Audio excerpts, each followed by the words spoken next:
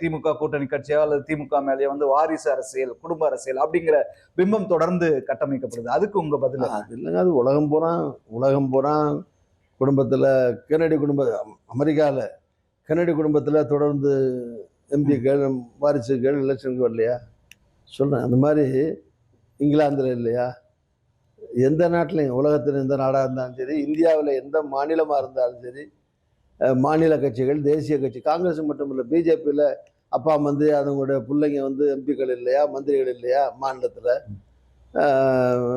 மத்தியில், அது மாதிரி எல்லா கட்சியிலையும், கம்யூனிஸ்டில் இல்லையா, எல்லாத்துலேயும் புகழ்பெற்ற தலைவருடைய பிள்ளைங்க வந்திருப்பாங்க. அதனால ஒருத்தர் குடும்பத்தில் ஒருத்தர் இருந்தாருங்கிறதுக்காக அடுத்த தகுதியான அந்த வாரிசில் இருக்கிறவங்க ரிட்டையர்ட் ஆகணும், ஓய்வு வரணும், அரசியலுக்கே வரக்கூடாது, ஒரு சகாப்தம் ஒரு சந்ததியோடு முடிச்சுக்கணும்னு அவசியம் கிடையாது.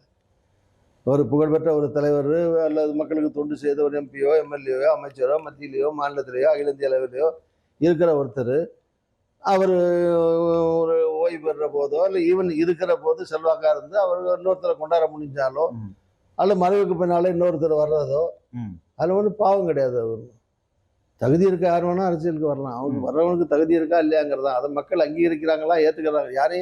யாரும் ஃபோர்ஸ் பண்ணி மக்கள்கிட்ட திணிக்க முடியாது.